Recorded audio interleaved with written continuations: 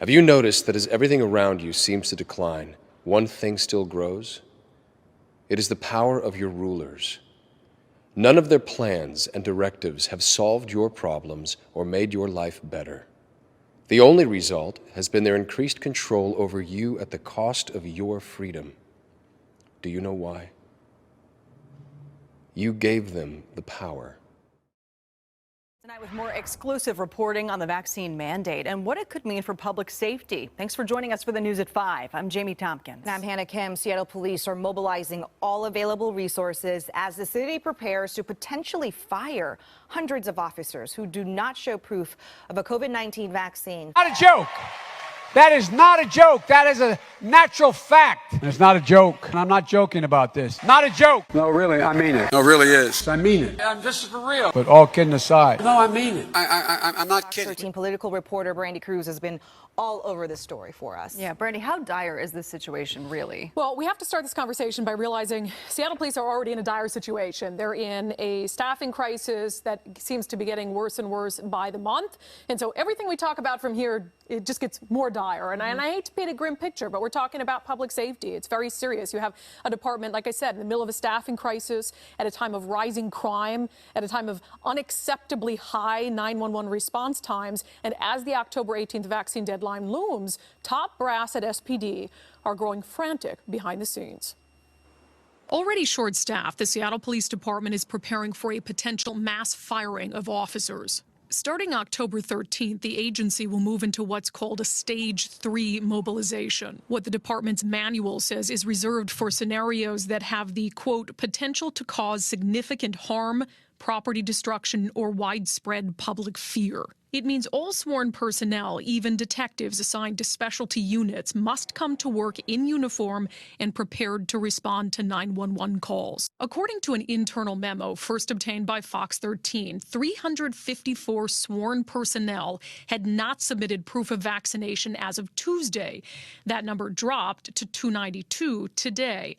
But still, that's more than 25% of all deployable officers. Losing even 50 to 75 officers in legitimately one day, the response times for the city will go up drastically. We spoke with this unvaccinated SPD officer who works out of the West Precinct downtown. He asked to have his identity withheld, hoping that there's still a chance the city will grant him a religious accommodation. Now, let's say they come back and they say your religious accommodation is not approved. You have to get the vaccine. Do you know what you're going to do? I will not get the vaccine. I will continue working until the day that they fire me. And that's about all I can do. In previous interviews, Mayor Jenny Durkin has been evasive about whether she'll truly follow through on firing officers. I believe it's going to happen is most police officers are going to get this vaccination. But if they don't, what I've seen and see, Brandy, you can have your hypothesis. Mine is the opposite of yours. On Monday, the mayor sent this email to city employees as the clock ticks down to decision day. She wrote, "We value each of you and do not want to lose you as employees, but the people that count on you the most are the ones that need you to get vaccinated." We also spoke with Governor Jay Inslee at an event in Port Angeles to ask him about the possibility of losing first responders over vaccine mandates, not only in Seattle, but across the state. These are hardworking people. They're doing good work. We want them to stay on the team. So I don't see it as me throwing a career away. I feel personally that I'm being pushed out. This unvaccinated patrol officer has been with SPD for nearly 5 years. She asked us to hide her identity because even if the city changes its mind at the last minute, she plans to find another local agency to work for. The environment has been pretty toxic, negative, just from this whole mandate. And prior to that as well, I'm not sure that this would be a good place for me to work long term. For my mental health, it's been very, very stressful.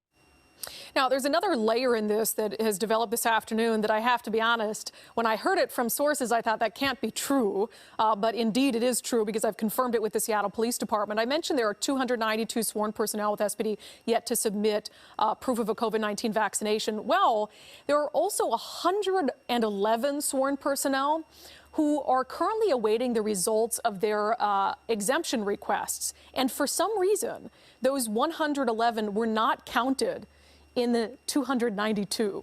Because in theory, if their accommodation gets approved, then they don't need to submit proof of a COVID vaccination. So in theory, you could have as many as 403 sworn personnel who actually aren't vaccinated. Now, that being said, I will say I don't believe the number is that high. You're going to have some officers who, maybe they're not anti-vaccine, but they don't like the mandate, and they're not going to submit proof until the very last second, just to, prove a point, not a principle.